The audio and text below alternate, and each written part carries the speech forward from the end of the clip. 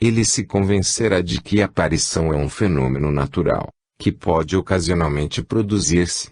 Uma grande fração da parte inteligente da sociedade, especialmente seus diretores mentais, continuarão ainda a negar, como Strauss, até que, como Tomé, sejam forçados a dizer, creio porque vi. Eis agora a nossa questão: haverá importância nesse estudo das aparições? Ela se prende a esta outra, que ganhamos nós colhendo provas seguras da imortalidade da alma. Falta-me espaço para apresentar ao leitor a explicação deste e de outros fenômenos correlatos. O mundo tem a obrigação de justificar a sua apatia a respeito desse assunto. Capítulo 2. Aparições espontâneas. As pessoas não dominadas pelos prejuízos populares não podem facilmente acreditar nas aparições que se têm produzido, uma vez que nunca as tenham testemunhado. Reverendo George Strachan, D.D. Uma das mais importantes fases do cepticismo é aquela que nega que em todas as épocas se tenha admitido a ocasional reaparição dos chamados mortos.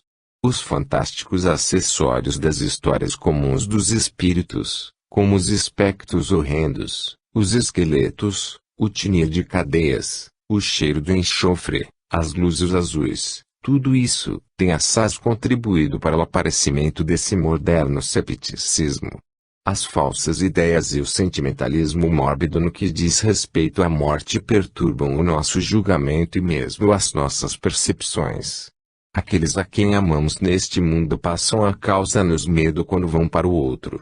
Pensamos com terror no seu reaparecimento, talvez desmaiemos se eles se fios apresentarem de repente, pois o terror segue e gera superstição. Nos quartos de dormir, no lar doméstico, nossos filhinhos ouvem contar horríveis histórias de espíritos, estremecendo com o que escutam. Isso é um veneno espiritual, fatal à sua tranquilidade de ânimo e à simples verdade religiosa.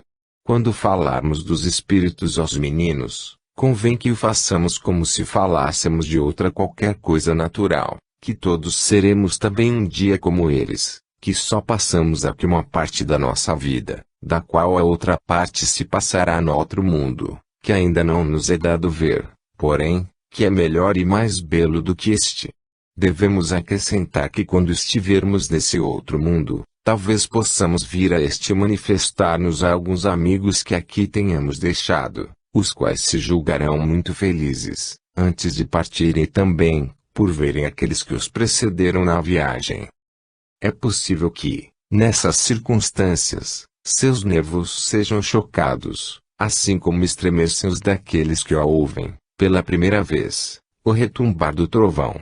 Assim elucidados, eles poderão sem sobressalto, testemunhar outros fenômenos. Quando os homens, no geral, chegarem a esse estado da alma, as aparições provavelmente se tomarão mais comuns. Os espíritos lendo em nossos pensamentos, sem dúvida muitas vezes se abstêm de se nos manifestarem, percebendo que só são para nós um objeto de terror. A angústia do espaço e o fato de em outro trabalho termos tratado, com muito desenvolvimento, o assunto das manifestações espontâneas, levam-nos a apresentar agora um exemplo somente, uma narrativa, que podemos comprovar com a citação do nome, lugar e data. É um caso da numerosa classe conhecida com o nome de aparições de mortos. Manifestação de um pai, falecido na Europa, a um filho residente na América. No ano de 1862, o Sr. Bradhurst Schiefelin, da conhecida firma Schiefelin C., de New York, graciosamente me remeteu a seguinte nota acompanhada da narrativa. New York, 11 de junho de 1862. Caro senhor, inclusa tenho o prazer de remeter-vos uma carta do reverendo Frederick Steens, narrando a aparição de seu pai. O Sr. Steens é um cavalheiro alemão da maior respeitabilidade, pastor da igreja presbiteriana da Rua Madison, nesta cidade, vasta congregação alemã.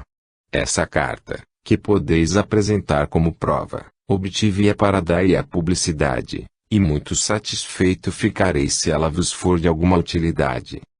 O vosso respeitador. New York, 10 de junho de 1826. Bradurst Scheffelin. Em obediência ao vosso pedido, cumpri-me relatar os fatos que se relacionam com a aparição de meu pai. A 13 de dezembro de 1847, estando de passeio com meus 2 filhos mais velhos pela Rua Grande, em New York, antes do meio-dia, quando muita gente transitava pelas calçadas, repentinamente apareceu-me a figura perfeita de meu pai. Trazia as roupas habituais, o gorro e o cachimbo, e, depois de fixar-me com muita atenção, desapareceu repentinamente. Fiquei muito intimidado e imediatamente escrevi para o meu país natal, narrando o acontecimento. Algum tempo depois recebi carta de um irmão, escrita em Neukirchen, Prússia Renana, residência da família, informando-me que na manhã de 13 de dezembro nosso pai havia falecido. No almoço daquele dia, ele de nada se havia queixado e falara em mim com alguma ansiedade. Depois, foi passear pelo pátio e, ao regressar, caiu fulminado por um ataque apoplético. Em seguida, vim a saber que quando morreu trazia o mesmo vestuário, o gorro e o cachimbo com que se me mostrou. Fr. Stens. O ansioso interesse com que o pai se exprimiu acerca do filho ausente, pouco antes de morrer, é, no presente caso, um incidente digno de nota. As narrações de casos semelhantes a este se multiplicam. Na minha obra Footfalls, apresentei uma assaz notável exposição, que me foi fornecida por um amigo, o Sr. William Witt. Capítulo 3. Minha experiência a respeito das aparições. Não possuo faculdades mediúnicas, nenhum dos dons espirituais enumerados por São Pedro e por ele considerados como desejáveis. Nada vejo nem ouço, além daquilo que os outros podem ver e ouvir com os seus olhos e seus ouvidos. Relativamente à realidade das aparições subjetivas, tenho confiado no testemunho dos videntes, ratificado, de vez em quando, por informações no que se refere às coisas mundanas, fornecidas por essas formas invisíveis e depois reconhecidas como reais. Talvez que nesta fase do progresso espiritual haja para mim maior vantagem em receber a confidência dos outros. Se um dia aparecer um homem investido dos mais elevados dons espirituais e dotado do mais eminente poder moral e intelectual, sua influência sobre a sociedade civilizada será imensa. Entretanto, por seu juízo desapaixonado, um simples espectador pode merecer mais crédito que um autor. Lamento, contudo, nunca ter tido a boa fortuna de testemunhar uma aparição objetiva e espontânea. É preciso buscar para encontrar. Se os leitores, porém, me acompanharam na exposição que consegui fazer, creio que ficaram convencidos de ter eu tomado todas as precauções razoáveis para evitar qualquer ilusão ou impostura. Não sou eu quem deve resolver o fato de haver ou não encontrado o que buscava. Se eu quisesse fazer um estudo dos terremotos e fenômenos vulcânicos, certamente eu visitaria as costas ocidentais da América do Sul, a porção meridional da Península Italiana e as ilhas de Sumatra, Java e Ceilândia.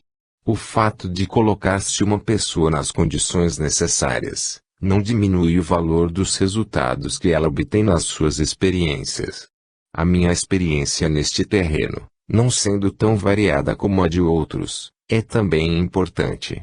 Se a minha vida fosse tão longa como a que atribuem aos patriarcas antediluvianos, no dia da minha morte eu ainda conservaria a lembrança da primeira visita que tive de uma aparição que, segundo todas as circunstâncias em que o fato se deu, era um visitante do mundo espiritual.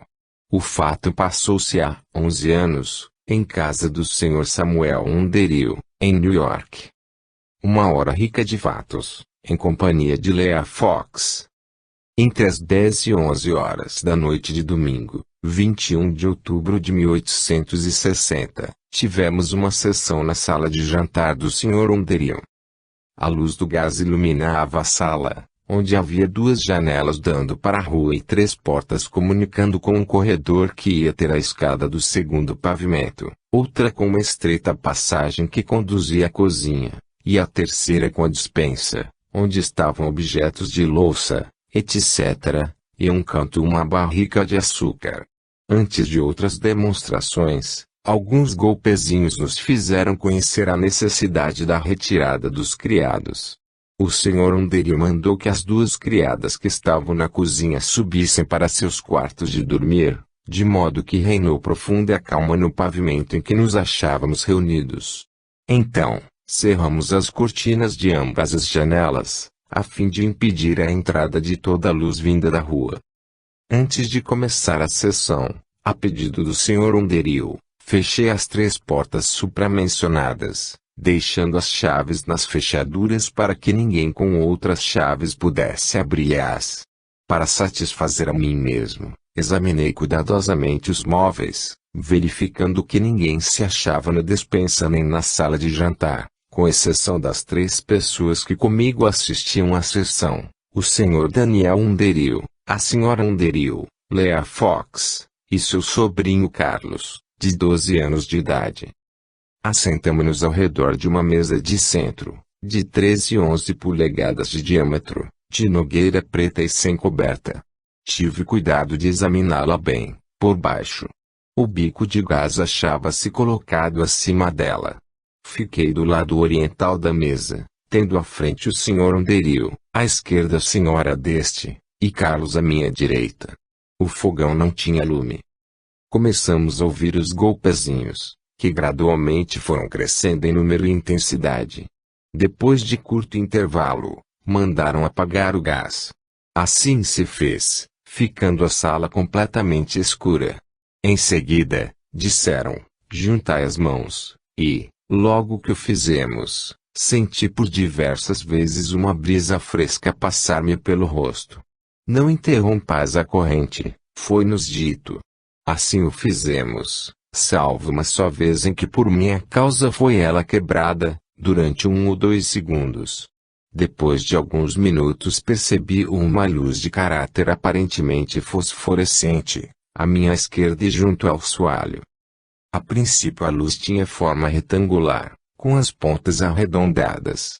Segundo a minha avaliação, ela media 4/2,5 polegadas, assemelhando-se a uma palma de mão iluminada, mas sem que a luz emanada aclarasse distintamente a sua superfície, e sem que se lhe pudesse distinguir os dedos.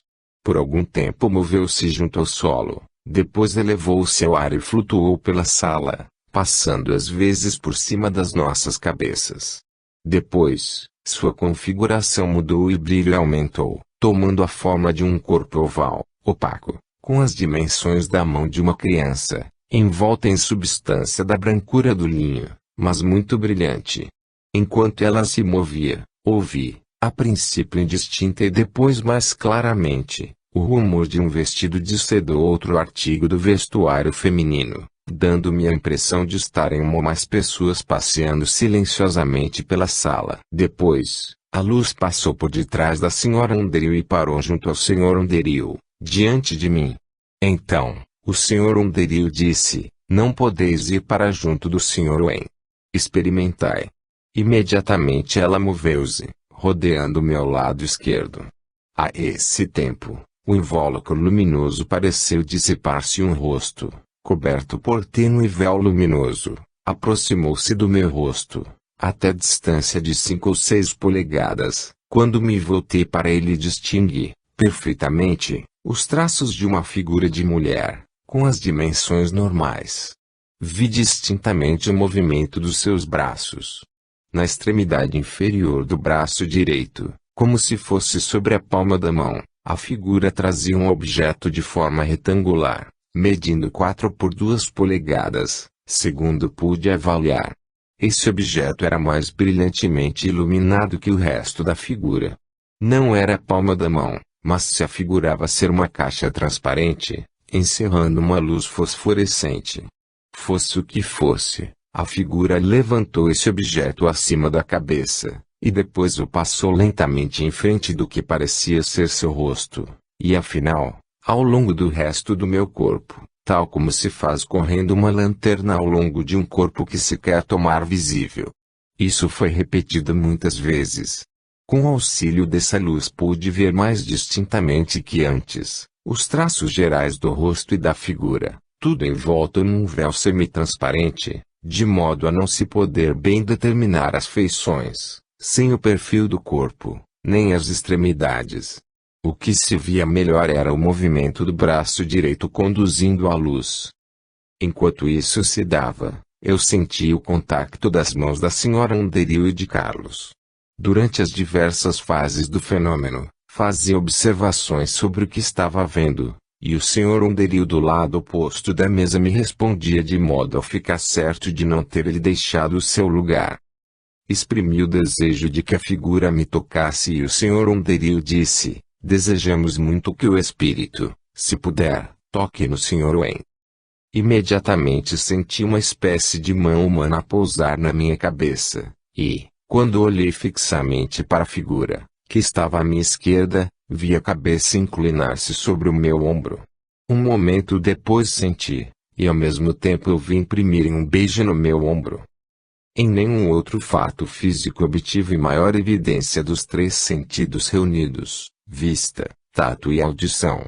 Imediatamente, vi esse corpo luminoso passar por detrás de mim, roçar nos meus ombros, dando a impressão de leve contato de mãos, e fixar-se à minha direita, apoiando-se sobre meu ombro. Depois da pausa de alguns segundos, dirigiu-se para a janela mais afastada e ouvimos um ruído semelhante ao que produziu alguém que quisesse abrir a janela. O Sr. Underhill do seu lugar observou que isso poderia dar-se, porque já de outra vez o haviam feito. As folhas das janelas tinham 4 divisões verticais, cada uma das quais se abria ou fechava, levantando-se ou fazendo descer um ferrolho. A figura abriu uma das 4 divisões e uma fraca claridade da rua penetrou na sala. Eu olhava para a janela quando o fato se deu. Nesse tempo, a aparição tornando-se gradualmente mais luminosa, esteve à vista, movendo-se pela sala durante 5 minutos, sem produzir o mais leve choque. Minha audição é muito apurada, pois posso perceber o mais ligeiro som e, no intervalo da conversação, não deixei de notar o menor choque. Depois, a luz que iluminava a figura foi gradualmente se tomando mais fraca e daí a pouco, não mais se distinguia o fantasma. Contudo, o leve rumor das pisadas continuou a ser ouvido. De repente, ouvimos o ruído produzido pela abertura da porta que me ficava oposta. A porta foi aberta e fechada precipitadamente, e, como o roçagar da seda se aproximasse do meu lado esquerdo, a chave da porta foi depositada na minha mão esquerda.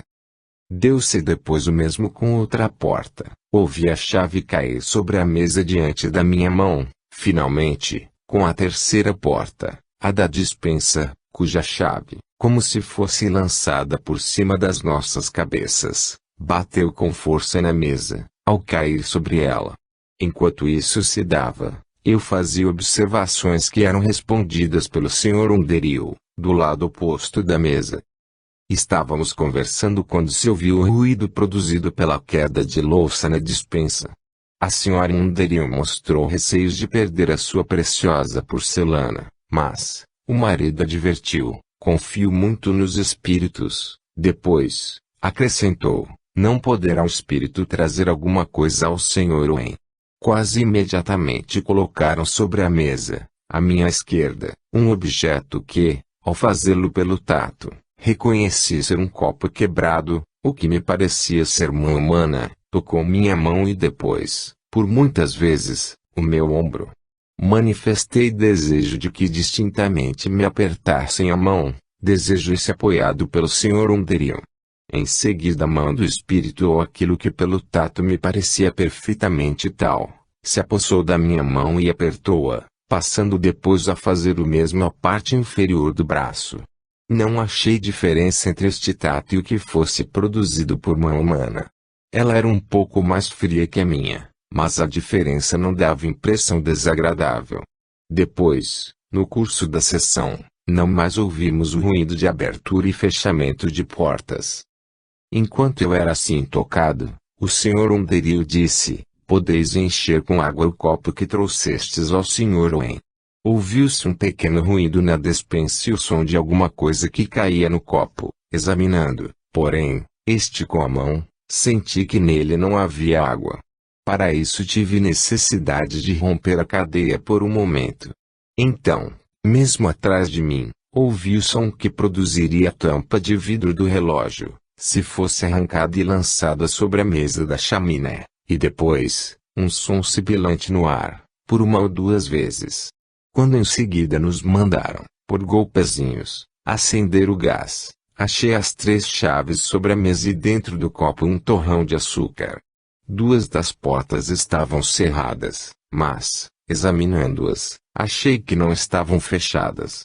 Nelas colocamos 2 das chaves que estavam sobre a mesa, a porta da despensa, porém, a qual se adaptava à 3ª chave, encontrou-se aberta e a tampa da barrica de açúcar havia sido posta de lado. A porta da janela junto à qual tínhamos visto a aparição, estava aberta.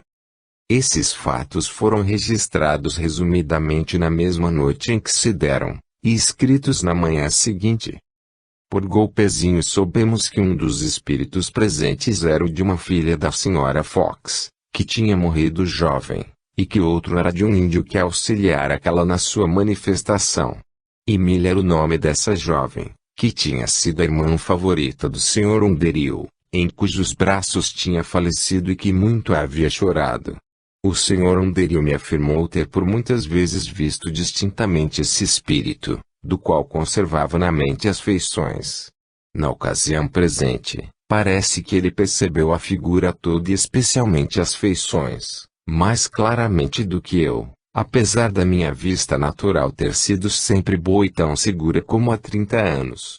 Com essa pequena exceção, todos os presentes, qual pode julgar pelas notas tomadas durante e depois da sessão, parece terem visto e ouvido os mesmos fenômenos. Até então, nunca tinha testemunhado tais fenômenos. Muitas vezes havia duvidado de poder testemunhar uma aparição ou o que considerava tal. Afigurava-se-me que me não assustaria, mas disso não estava completamente seguro, antes da experiência que acabo de referir-me. Conheço hoje a confiança que devo ter em mim mesmo. Senti certo temor e muito interesse, mas, recordando minhas impressões dessa hora, creio que, se o médico tivesse então me examinado o pulso, no momento justo que a aparição pouco iluminada, pela primeira vez, se me mostrou com o rosto velado a 6 polegadas do meu, colocando a mão na minha cabeça e aplicando seus lábios no meu ombro, não notaria o menor aceleramento nas pulsações, ou se o notasse, estou certo de que ele não devia ser atribuído ao temor, mas, somente ao efeito natural de tão solene demonstração. Se um homem em tais circunstâncias pode confiar no que lhe diz sua memória, afirmo, por minha honra, que durante o tempo em que os fatos se deram, eu não experimentava a maior excitação que do químico quando faz uma experiência buscando resultados que venham confirmar uma longa expectativa, ou a de um astrônomo quando vê aproximar-se o ponto capital de uma observação importante. As circunstâncias que precederam e acompanharam o fato eram apropriadas a banir-me da mente todo o temor. Eu não estava só, não fui apanhado de surpresa. Esperava alguns fenômenos e contava que seriam de natureza fosforescente. E conquanto não tivesse a ideia de ver uma figura de forma humana, pela asseveração de estarem presente o espírito da irmã querida de um dos assistentes, e as demonstrações de que tudo ali era operado por seres amigos, a fim de satisfazer meu desejo de obter as mais seguras provas das aparições, achava-me em condições diferentes daqueles que, embora fortes, tendo sofrido constantes cheques nervosos, se encontram pela primeira vez com o que chamam uma alma. Afirmo minha tranquilidade de ânimo simplesmente como uma das circunstâncias concomitantes, que devem ser levadas em conta na apreciação do testemunho que oferece como prova da aparição, com a forma visível e tangível, de uma figura que disse ser o espírito de uma pessoa falecida. Muitas vezes se tem afirmado que o homem que acredita ter visto uma aparição, usando de uma frase comum, alucinado e não merece o crédito, como testemunha. Se objetarem que antes de terminada a sessão as portas estavam abertas, responderei, principalmente que a parte mais notável e interessante dos fenômenos se deu antes de as portas terem sido abertas, e, em segundo lugar, que, tendo as chaves sido deixadas por dentro, nas fechaduras, não podiam ser abertas pelo lado de fora.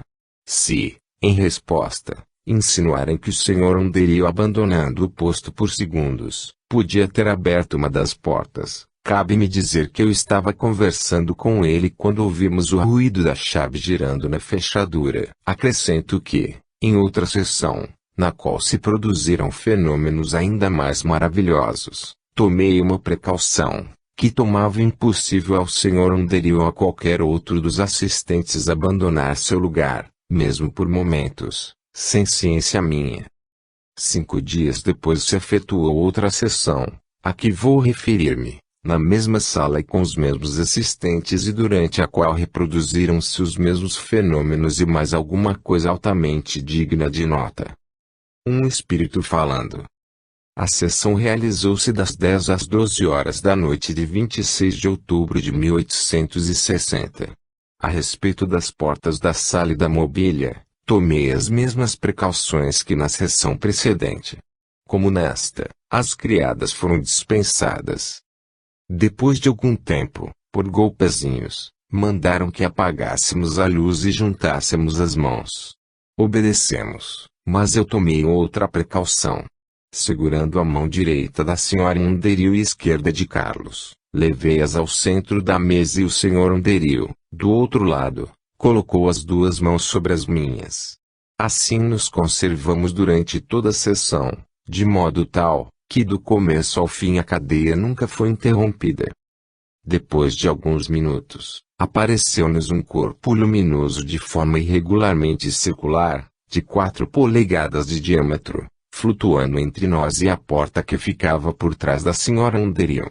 Era algo mais brilhante que o observado na sessão anterior, de 21 de outubro. Ao fim de algum tempo, ouviu-se rumor leve, como o de seda, indicando a aproximação de alguém. A figura desta vez não era tão distinta, e a parte inferior confundia-se com uma nuvem cinzenta. A parte mais brilhante correspondia à posição da fronte. Eu, porém, não pude então distinguir as feições, nem o movimento dos braços. Depois, tocaram-me de leve na cabeça, no ombro e afinal, ao mesmo tempo em 2 pontos como se o fizessem 2 mãos de pessoa que se achasse atrás de mim. Pelo som conhecemos que o manifestante se dirigia para o lado do Sr. Onderio, que afirmou estar a figura aproximando-se dele, e pediu-lhe que, como prova, lhe tirasse alguma coisa do bolso. Não se obteve resposta por golpezinhos, ou qualquer outro meio. Imediatamente eu vi um som idêntico ao que produziria o girar da fechadura na porta fronteira. Depois, o Sr. Onderio disse que a figura de novo se aproximava dele. Vi o corpo iluminado encostar-se à sua cabeça, mas não pude distinguir a figura tão bem como o Sr. Onderio. Pouco tempo depois, a aparição encaminhou-se para Carlos, que se assustou muito, bradando, vai-te embora. Não te chamei. Vi encostar-se-lhe a cabeça, que a tinha pousado sobre a mesa. Então seu brilho cresceu e pude ver o contorno da cabeça do jovem. Carlos disse tê-la visto distintamente e fora tocado repetidas vezes por uma mão. Quando ela se aproximava de Carlos, tinha para mim o aspecto de um lenço ou outro objeto semelhante, seguro por uma mão ou coisa idêntica. Não vi, então, a figura. Quando ela se ergueu atrás de Carlos, como para afastar-se na ocasião em que ele gritou assustado, percebi alguma coisa, espécie de mão segurando uma substância iluminada, sobre a qual se projetava aquela qual sombra. Depois, vi-a mover-se para junto do Sr. Onderio e em seguida a vir a mim e tocar-me levemente no ombro. De repente, Ocorreu-me que ainda me faltava uma evidência. Perguntei se não lhe seria possível falar. Parece-me que a aparição fazia muitos esforços para consegui-lo, como indicou pelos fracos sons guturais que emitiu. Depois, ouvi repetido um som semelhante a sílabas. Por golpezinhos disseram-nos, cantai, e a senhora Underi obedeceu. A figura que parecia afastar-se e voltar tocaram-me de novo pelas costas, puxando-me docemente para si. Então, em uma das paradas do canto, ouvi pronunciadas com voz fraca, atrás de mim, as palavras, Deus vos abençoe. Para certificar-me de não haver nisso uma ilusão de momento, pedi que falasse outra vez, e, num outro intervalo do canto, ouvi de novo, bem distintamente, a frase, Deus vos abençoe. Pareceu-me que a pronunciavam ao meu ouvido. A voz era baixa, aparentemente voz de mulher, um pouco mais forte que o cochicho, e as palavras pareciam pronunciadas com esforço, em tom comprimido, como costuma falar uma pessoa debilitada pela enfermidade. Observei, também, que as palavras eram pronunciadas separadamente, guardando entre si um intervalo perceptível. No mais, os sons eram os da voz humana, ainda que baixos e suaves. Ah, Sr. Underhill disse depois só ter distinguido a palavra voz, e não as outras, e o Sr. Underhill afirmou que ouviu os sons articulados, mas não distinguiu nenhuma palavra, concluindo somente que me haviam dito alguma coisa. Depois de algum tempo, vi a figura passar por detrás da Sra. Underhill e conservar-se, por alguns minutos, junto de seu marido. Em seguida, veio colocar-se à minha esquerda. Pude ver o contorno da cabeça e da face, mas, ainda como anteriormente, ela estava coberta com um véu que lhe não deixava perceber as feições. Contudo, vi alguma coisa não observada antes, semelhante a tranças de cabelos negros, caídos de um e outro lado da face, e o contorno mal definido de um braço, que por mais de uma vez se moveu para lançar para trás a trança que caía para frente, parecendo querer com isso chamar minha atenção. Quanto ao contorno geral da figura, foi nesta seção menos distinto que na outra. Depois, a figura colocou-se atrás de mim. Eu estava inclinado sobre a mesa, para evitar que o Sr. Underhill ficasse em posição forçada para alcançar as minhas mãos. Senti beijar em meus ombros, depois meus dois ombros foram simultaneamente tocados, e, afinal, por cima das costas da cadeira, puxarem-me docemente para trás, comprimindo-me de encontro a uma forma que me pareceu material. Quase ao mesmo tempo beijaram minha mão. O Sr. Underhill disse então, vós o estáis puxando para trás, e a Sra. Underhill, um pouco incomodada, acrescentou, todos são tocados, menos eu. Não quereis saber de mim? Apenas tinha pronunciado essas palavras, quando, assustada, deu um grito, pois que, inesperadamente, tinham-na beijado na testa. Cessaram então as manifestações. Não mais se percebeu na sala nenhum objeto luminoso, nenhum toque, nenhum ruído ou som de qualquer espécie. Examinei tudo, atentamente, e estou certo de que nenhuma porta foi aberta ou fechada. 1 ou 2 minutos depois, por golpezinhos, nos disseram, acendei o gás. Feito, achamos tudo como anteriormente, com uma única exceção. Certifiquei-me, olhando para baixo da mesa e para a despensa, que na sala só estivéramos nós. As 3 portas estavam fechadas, mas a chave da que estava à minha frente, havia desaparecido. Perguntei onde a tinham posto e os golpezinhos responderam, procurai. Revolvemos tudo, e quando examinamos nossos bolsos, foi ela encontrada no do Sr. Underhill. Então, a Sra. Underhill perguntou se a sua exclamação tinha ofendido o espírito, e este respondeu que não. Disse a Sra. Underhill, temo muito havê-lo magoado. A resposta foi, ele apenas intimidou-se. Então, tendo eu perguntado se o grito de susto da Sra. Underhill havia sido a causa da cessação das manifestações, responderam afirmativamente. Cumpre notar que o Sr. Underhill tinha pedido, como prova, que lhe tirassem alguma coisa do bolso. Isso não foi feito, mas ninguém desconhecerá que o aparecimento no seu bolso da chave que todos tinham visto na porta, quando ele não tinha saído do seu lugar, era uma prova mais satisfatória do que a pedida. Quem, senão um espírito, poderia fazê-lo? As mãos que pesaram sobre meus ombros e apertaram meus pulsos, eram seguramente materializadas, a ponto de poderem tirar a chave de uma porta fechada e colocá-la no bolso de um dos assistentes. Todas as portas, durante esse tempo, conservaram-se fechadas, de modo a ninguém de fora poder entrar na sala, a menos que se admita a suposição absurda de haver um espírito aberto a porta para dar ingresso a algum ser humano. Apesar de ter toda a razão para estar satisfeito com os resultados obtidos, resolvi prosseguir nas investigações, esperando ver uma aparição à luz do gasol em pleno dia. Mas, não me foi então possível fazê-lo. Deveres do cargo obrigaram-me a sair de New York, e no decurso dos acontecimentos que se deram nesses tempos agitados, minhas horas e pensamentos se empregaram em coisas diversas. Na primavera de 1862 o juiz Holt e eu fomos nomeados em comissão, pelo governo, para organizar o regulamento dos fornecimentos do exército, com a obrigação de residirmos em Washington, e, um ano depois, nomearam-me presidente de outra comissão do governo encarregada de informar a condição dos escravos recentemente emancipados nos Estados Unidos. Assim, não foi senão no fim da guerra que pude retirar minha atenção dos negócios públicos, para prosseguir de modo regular e consecutivo, os meus estudos espíritas.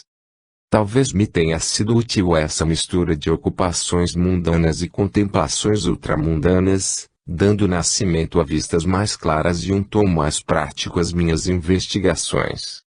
Minha experiência de 1860 fez-me conceber a opinião de que uma aparição objetiva pode ser obra de espíritos, possível em raras circunstâncias. Algumas vezes, elas parecem totalmente independentes da ação ou intenção humanas, outras vezes podemos, de certo modo, promovê-las e mesmo antecipar-lhes, com mais ou menos segurança, o resultado. Neste último caso, parece que obtemos alguma coisa de certo modo correspondente a um produto da arte humana e, principalmente, da do escultor, mas da escultura em fase espiritual, imperceptível somente na parte material e capaz de, num momento, dissolver-se ou desaparecer.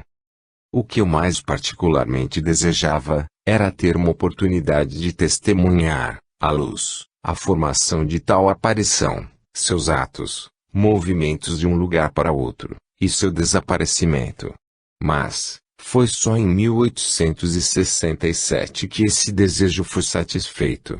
Durante a primavera desse ano, ouvi falar da Sra. B., de Boston, já idosa, muito conhecida e estimada naquela cidade, como exímia professora de música e dança. Diziam que ela, em círculos privados, tinha obtido numerosas aparições objetivas, com a sala parcialmente iluminada.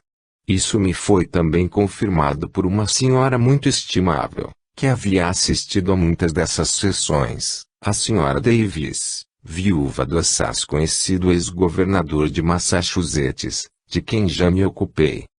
A Sra. Davis afiançou-me ter plena convicção da sinceridade e desinteresse da Sra. B. e da veracidade dos fenômenos que havia testemunhado na residência desta. A Sra. B., segundo diziam, tinha diversas amigas, todas casadas e pertencentes à classe média, que possuíam maior ou menor poder mediúnico, principalmente o que se relaciona com as aparições espíritas de caráter objetivo. Em muitas ocasiões, na casa de uma ou de outra, ela tinha visto aparições. Nenhuma dessas damas era médium profissional, mas acontecia que, se ocasionalmente se achavam reunidas, os resultados obtidos eram muito interessantes. A Sra. B. ofereceu seus espaçosos aposentos e, foram observados fenômenos de caráter maravilhoso. Apresentando-se grande variedade de espíritos, na maioria estranhos a todos os assistentes e trajados de modos diferentes. A notícia propalou-se e apareceram os pedidos dos curiosos para testemunharem tais maravilhas. Eles foram geralmente aceitos, mas como favor e não a troco de dinheiro. As opiniões variaram, ficando alguns visitantes convencidos e outros na dúvida de ser aquilo uma exibição para mistificar os crédulos ou ganhar notoriedade. Isso, como é natural, não foi do agrado das damas supramencionadas, e, quando visitei a Sra. B., em maio de 1867, soube que há muitos meses as reuniões tinham cessado. Quando, porém, manifestei à Sra. B. o meu ardente desejo de investigar o assunto durante alguns dias, a fim de dar aos resultados a publicidade, ela cedeu com todo o prazer. Quero apenas, disse-me, que alguém que os testemunhe, ateste publicamente os fenômenos observados, e possa garantir que nenhum outro interesse, a não ser o desejo de propagar uma verdade, nos guie na produção desses trabalhos, a fim de afastar toda e qualquer suspeita. As primeiras 2 ou 3 sessões, somente compareceram algumas damas, e a Sra. B. foi de opinião que a interrupção das sessões regulares tinha enfraquecido seus poderes. Apenas conseguimos obter golpezinhos e alguns fenômenos fosforescentes, estes, porém, de caráter notável. Estrelas brilhantes se mostravam sobre a figura de um dos médiuns, uma faixa de luz rodeou a cabeça de outra, a palavra esperança apareceu escrita nas costas da mão de uma terceira. Essas aparições eram brilhantes e podiam ser vistas à distância de 20 pés, na sala fracamente iluminada. Os golpes eram tão fortes que, algumas vezes, abalavam o sofá em que nos assentávamos. Até a sessão de 4 de junho, porém, não se deu a aparição desejada. Nessa ocasião achamo-nos em circunstâncias mais favoráveis, porém, não considerei a prova como completa, porque não testemunhei nem a formação da figura nem o seu desaparecimento. Somente a 25 de junho pudemos ter reunido todas as damas que formavam o círculo primitivo. Fiquei considerando esse dia, 21 de outubro de 1860, como notável nas minhas experiências espíritas. Uma aparição de roupas brilhantes. Os aposentos da Sra. B., que ocupavam todo o terceiro andar de uma casa de esquina, da rua Washington, em Boston, constavam de vasto compartimento de 30 pés de frente por 35 de fundo, comunicando-se por uma porta com a sala de visitas, com 20 pés de comprimento e 25 de largura. Em cada um desses 2 compartimentos havia uma porta dando para o corredor, aonde vinha ter a escada. O compartimento da frente recebia luz por 8 janelas, das quais 4 davam para a rua Washington e 4 para um pátio. Como nem as cortinas nem as portas das janelas eram fechadas durante a sessão, esse compartimento tinha da rua luz precisa para que uma pessoa sentada na sala de visitas, a alguns pés da porta, pudesse ver distintamente os contornos das figuras que aparecessem e se movessem no compartimento da frente, não sendo, contudo, a luz bastante forte para se discriminar as feições, a não ser a pequena distância. Destinado a exercício de dança, o soalho do compartimento não era forrado com tapete nem encerado, de modo que o som dos passos era ouvido perfeitamente. Exceto eu, só havia mais um visitante, a Sra. John Davis. Os médiums amadores que assistiam à sessão eram 6, as senhoras S.J.D., Georgiane B., Sarah A. K., Fanny C.P., William H.C. e Mariane C., todas regulando ter de 30 a 40 anos de idade. Antes de começar a sessão, a Sra. Davis e eu percorremos o compartimento, examinando-o com todo cuidado. A mobília compunha-se de um sofá, um piano e muitas cadeiras encostadas às paredes. Não havia despensa, nem armários, nem recessos de qualquer espécie. Examinamos a porta que dava para a escada e a Sra. Davis conservou a chave dessa porta no bolso, durante a sessão. Depois, fechamos a porta que comunicava com a sala de visitas, guardando a chave. Assentamo-nos na sala de visitas, justamente em frente da porta, ficando a Sra. Davis, a Sra. B e eu num sofá colocado a 4 ou 5 pés da mesma, e os 6 médiuns 3 de cada lado do mesmo sofá. A porta da entrada tinha as vidraças cobertas com cortinados de renda, de modo que do ponto em que me achava, podia, através delas, ver 3 das 4 janelas que davam para a rua Washington, e o canto da sala que lhes ficava à direita. Tudo esteve quieto na primeira parte sessão, que começou pouco depois das 8 horas. Apenas, notaram-se alguns golpezinhos e luzes fosforescentes. Cerca das 9h15, estando ali conosco todos os médiuns, vi, vagamente, no canto direito da linha fronteira do compartimento da frente, um vapor pardacento, fracamente luminoso. Depois, uma figura vestida de branco. A princípio, conservou-se estacionária. Depois, moveu-se lentamente, passando diante das 2 janelas da direita, até o centro da linha fronteira, entre a segunda e terceira janelas. Aí, ela permaneceu por 2 ou 3 minutos, ainda não visível distintamente. Depois, muito lentamente, sem fazer sentir o ruído dos passos, encaminhou-se diretamente para a porta e parou a uma distância de 12 a 14 pés do ponto em que me achava sentado. De repente, uma luz brilhante, vinda do lado direito, ferindo diretamente a figura e sem iluminar o resto da sala, permitiu-me ver a aparição tão perfeitamente como se toda a sala estivesse aclarada pela luz do gás. Era uma figura de mulher, de altura regular, vestida de branco da cabeça aos pés. A fazenda da roupa não se assemelhava a qualquer das que estamos acostumadas a ver.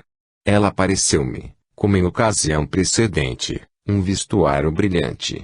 Seu brilho é algum tanto parecido ao da neve caída de fresco, refletindo a luz do sol, fazendo-nos recordar do que diz o texto sobre as roupas do Cristo na sua transfiguração, que excediam a brancura da neve, ou alguma coisa parecida ao mais alvo mármore, porém, mais brilhante. Ela não tinha o fulgor de lentejolas nem enfeite brilhante, apresentando em toda a sua vestimenta um tom de uniformidade, semelhante ao de uma estátua recém-esculturada. Conservou-se de pé, imóvel, em posição graciosa. Se eu a visse de repente, em qualquer outro lugar, sem ter testemunhado seus movimentos anteriores, imaginaria que era uma bela peça de escultura, feita de material singularmente puro e maravilhosamente iluminado. A roupa adaptava-se perfeitamente à forma, como vemos nas estátuas antigas, onde não se buscava, como nas modernas, figurar vestidos amplos. Julgo que essa manifestação sob a luz brilhante demorou-se por 15 ou 20 segundos. A Sra. H foi ao seu encontro, aproximando-se bastante, e depois voltou ao lugar. A figura acompanhou-a, e quando ela, tendo transposto a porta, parou à direita, a aparição avançou, como deslizando, na sala de visitas, até uma distância, qual pude avaliar, de 2 ou 3 pés. Aí parou. Levantei meu braço esquerdo com esperança de tocá-la. A figura estendeu para mim o seu braço direito, coberto do seu vestido, e deixou cair-me na mão um objeto que reconheci ser uma rosa branca. Sua mão, porém, não tocou a minha. Depois, sempre com a face voltada para nós, foi se retirando, com o mesmo movimento deslizante, sem se perceber o menor som de passos no assoalho. Parou pela segunda vez, a cerca de 12 ou 15 pés, e aí, uma luz instantânea, vinda da direita e caindo sobre ela, nos fez ver quase distintamente. Não pude verificar minhas primeiras observações a respeito dessa aparição, senão no que se refere ao caráter de suas roupas ricas e resplandecentes.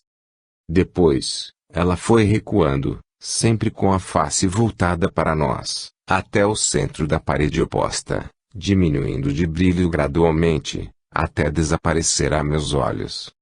A senhora H tinha acompanhado a aparição e ficou, por alguns segundos, junto ao ponto em que ela desapareceu. Vi-a depois passar diante da janela da direita, quando voltava para junto de nós. Estava vestida de preto. Tenho certeza plena de que somente uma figura, a da senhora H, quando voltava para junto de nós, se retirou do ponto onde a figura tinha desaparecido. Tive os olhos fixos naquele ponto, sem desviá-los um só momento, e a luz vinda da rua era tal, que tornava impossível qualquer objeto, branco ou preto, passasse diante de uma das janelas sem ser por alguém observado. 1 ou 2 minutos depois do desaparecimento da figura, conquanto meus olhos estivessem ainda fixos no ponto supramencionado, acudiu-me o seguinte pensamento: é possível que ali nada exista. Esse pensamento, que não exprimi verbalmente, tinha com pertinácia me cruzado à mente, quando, como respondendo a ele, a mesma espécie de luz misteriosa que antes havia iluminado a figura clareou, repentinamente, o espaço da parede situado entre as duas janelas, no qual a figura havia desaparecido, esclarecendo-o completamente, ao passo que as janelas e paredes dos outros pontos da sala não foram iluminados. Essa claridade conservou-se tempo bastante para mostrar-me que ali nada havia mais que 2 cadeiras encostadas à parede, como tínhamos visto antes do começo da sessão.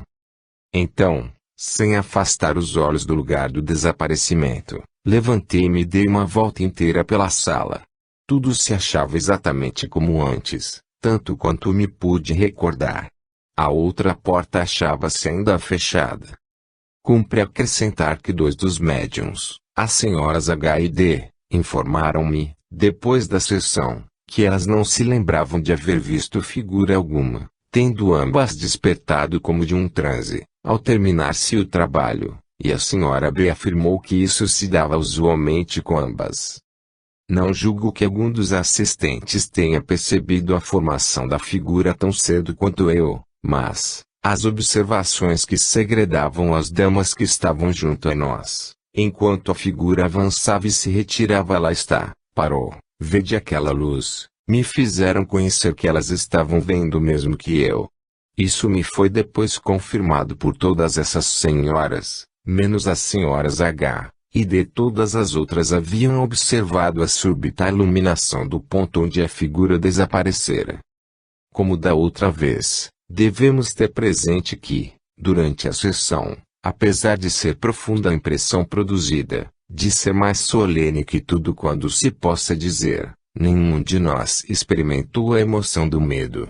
O sentimento que em nós predominava era um profundo desejo de que o trabalho não fosse interrompido, que a sessão não terminasse sem termos obtido uma evidência incontrovertível do fato, de terem as aparições um caráter espiritual, e de serem tão reais como qualquer outro fenômeno terreno.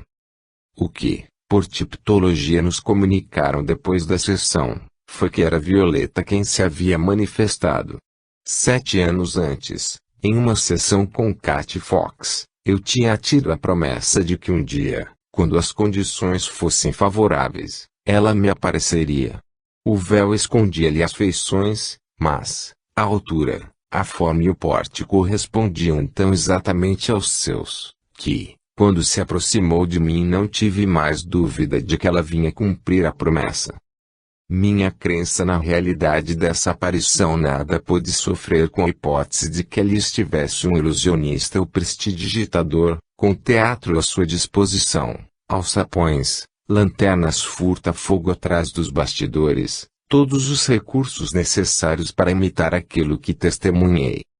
Ali se achavam algumas senhoras de modesta e privada condição de vida, quietamente reunidas em 2 compartimentos destinados usualmente ao ensino de alunos, e no 3º andar de uma casa particular, não contendo lugar reservado onde se pudesse esconder uma cadeira, que fosse. Elas procuravam satisfazer uma curiosidade louvável, admitindo a presença de visitantes somente por cortesia, não exigiam, nem mesmo aceitariam remuneração alguma. Estavam então reunidas a meu pedido, depois de terem interrompido suas investigações durante alguns meses por haverem-nas injustamente suspeitado. Permitiram-nos examinar rigorosamente as salas, antes de tentar-se qualquer experiência. Aí não havia motivo, nem oportunidade para mistificação. O cunho de uma moeda pode ser falsificado, mas é preciso que o falsificador seja um perito profissional, disponha de local apropriado e de mecanismos dispendiosos. É somente a perspectiva do ganho que seduz os imitadores. O certo é que observei a formação gradual da figura, testemunhei os movimentos, recebi de suas mãos uma flor natural e vi o seu desaparecimento. Juntai a isso que o lugar desse desaparecimento havia sido iluminado pelo Espírito em resposta a um pensamento meu. Se o leitor ainda repele essa crença, julgando que 2 ou 3 exemplos não bastam para provar um fenômeno tão estranho como a formação de um espectro espiritual e sua subsequente desaparição, depois de materializada a ponto de poder segurar um objeto material e entregá-lo a um ser humano, acompanhe-me ao capítulo seguinte. Capítulo 4. Manifestação de um parente. O homem de ciência, experimentando no seu laboratório, antes de oferecer ao mundo o resultado de alguma experiência importante, procura repetir-a mais de uma vez, pois enquanto persistir a mesma lei, o resultado obtido de conformidade com ela poderá ser reproduzido, e essa reprodução, de tempos a tempos, torna-se necessária para assegurar a sua veracidade, visto que um observador falível pode realmente enganar-se ou interpretar mal, quando a sua observação se limitar a um só exemplo. Há fenômenos físicos que são espontâneos, não podendo ser produzidos à vontade. Não podemos provocar uma aurora boreal nem a queda de um aerólito. As aparições devem, em geral, ser julgadas, de certo ponto de vista, como sendo do mesmo caráter. Entre os supersticiosos prevalece, às vezes, a crença de poderem os mortos ser evocados por certas cerimônias místicas e legais, como fez Saul por intermédio da chamada pitonisa, do Endor. Tais superstições, porém, contam poucos crentes em nossos dias. O que há de real a tal respeito, é que, em favoráveis condições, de rara e difícil combinação, podemos ocasionalmente obter aparições e, mesmo testemunhá-las seguidamente, não só durante semanas ou meses, mas ainda durante anos.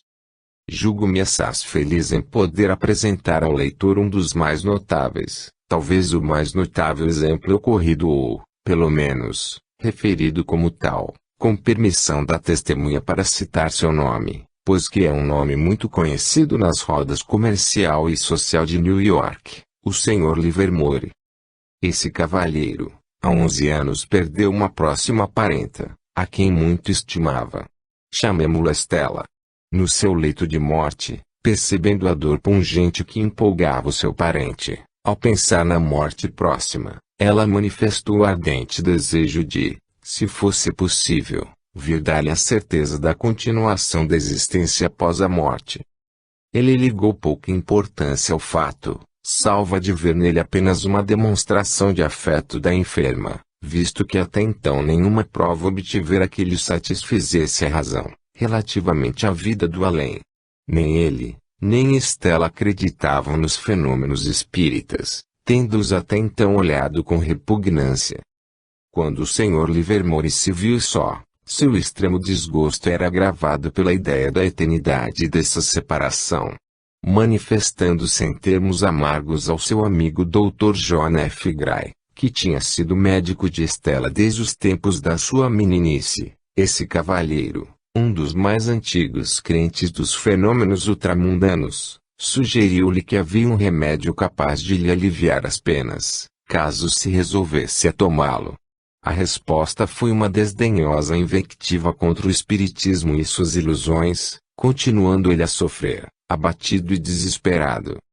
Depois de algum tempo, contudo, acudiu-lhe o pensamento mais sério de que devia haver alguma coisa, nessa doutrina, que um homem tão sisudo e intelectual como o Dr. Gray cordialmente aceitava.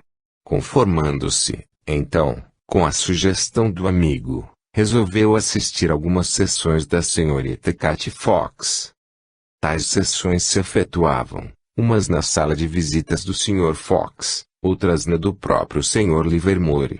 Em todas, foram sempre tomadas as necessárias precauções para lhes dar a certeza de que durante o trabalho nenhuma pessoa estranha entrava na sala, sendo esta cuidadosamente examinada antes.